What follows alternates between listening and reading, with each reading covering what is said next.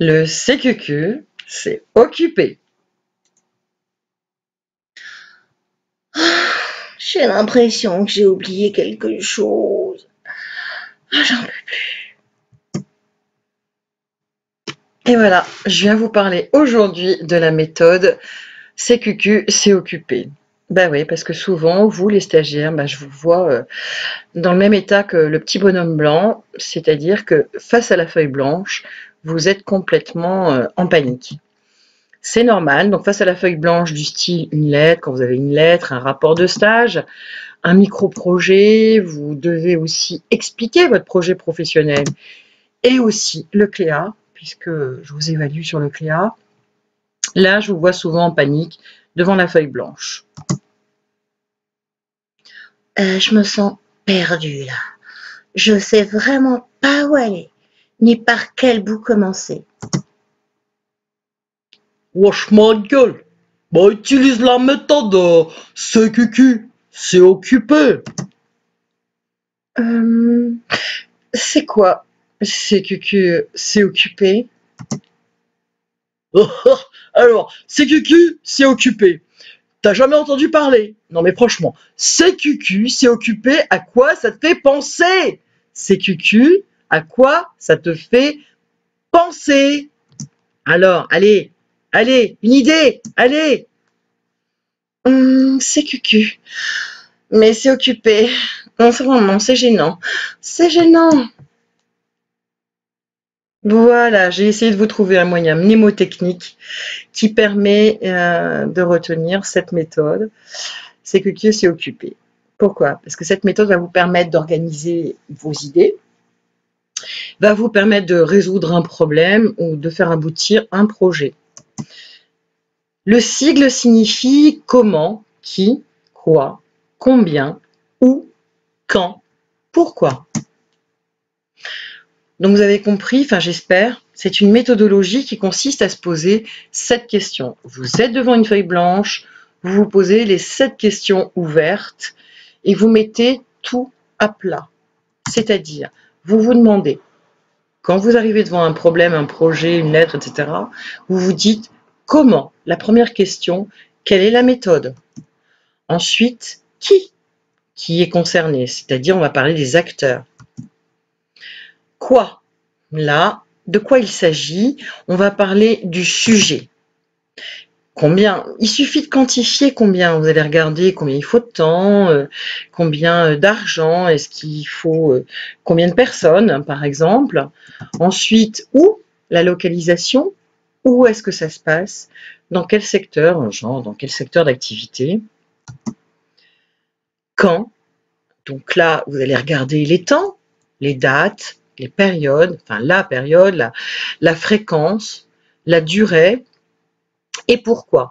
À savoir que en ce qui concerne la question pourquoi, on va différencier. On va faire d'abord, on va traiter les causes dans un premier temps et les objectifs dans un deuxième temps. Donc, on va faire une vue un peu, là on va faire si vous voulez un zoom, on va aller regarder un petit peu plus en détail cette méthode. Les premières questions. Comment?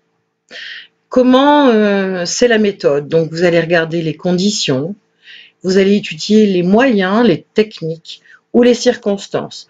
Pour vous aider à ça, vous pouvez poser des questions en ce qui concerne la méthode, dans le genre, puisque je vais vous donner des questions, mais ce n'est pas complètement exhaustif. Il y a des dizaines et des dizaines de questions.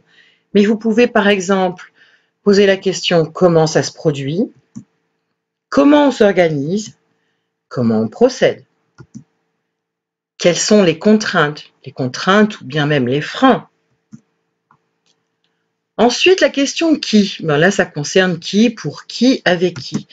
Donc, en ce qui concerne les acteurs, vous allez pouvoir poser les questions dans le style qui est concerné, qui est intéressé, qui a le problème, et qui est impliqué, qui est le bénéficiaire ou qui est la victime.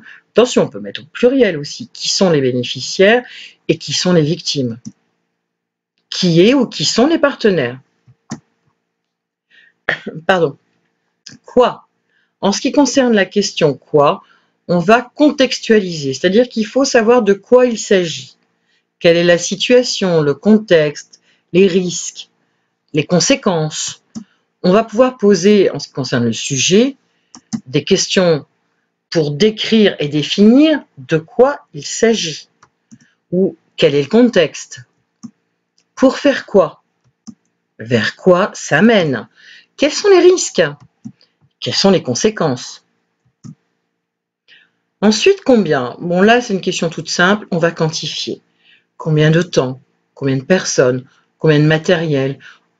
Combien d'argent? Etc., etc. Où?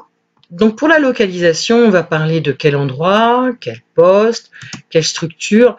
Et pour la localisation, on va pouvoir poser des questions du style où se déroule l'action, l'adresse, la distance d'un lieu à un autre, en quel lieu, quel est l'environnement, dans quelle institution, quelle structure. Je veux dire par là, est-ce que vous êtes en entreprise? Est-ce que vous êtes dans un magasin? Est-ce que vous êtes en train de faire vos courses dans un magasin, par exemple? Ou est-ce que vous êtes en télétravail chez vous? Là, c'est très à la mode en ce moment, puisque nous sommes en plein coronavirus. En formation, est-ce que vous êtes en train de faire une formation, notamment à EDEC? Voilà. Dans quelle structure? OK? Ou dans une industrie. Et si vous êtes en industrie ou en entreprise, à quel poste? Sur quelle machine vous vous retrouvez? Sur quel outil? Quel mobilier? Quand?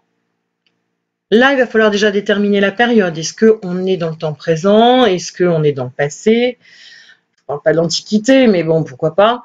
La date et l'heure. La durée.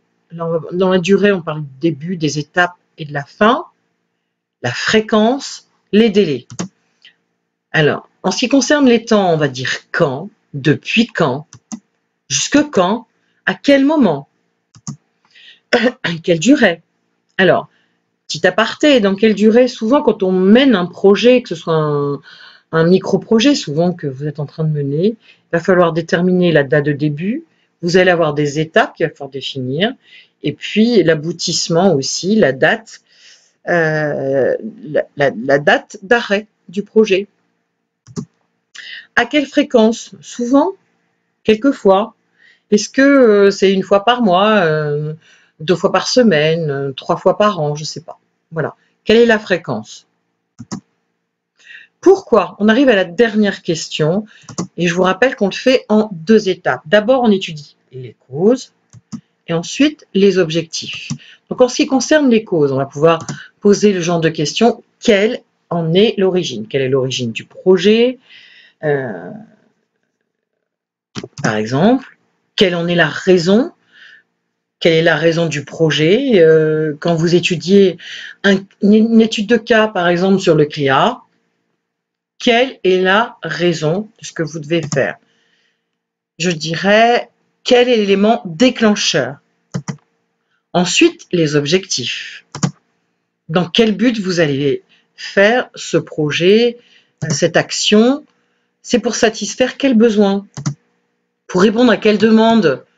Quels sont les intérêts? Quels sont les objectifs? Et enfin, quelle est la finalité de votre projet? Ben voilà, j'ai repris les 7 questions. J'ai essayé de vous faire rire un petit peu. Mais maintenant, il va falloir attaquer sérieusement. Et la meilleure façon de mettre, parce que c'est beaucoup de théorie, mais il va falloir mettre maintenant en pratique avec les exercices d'application.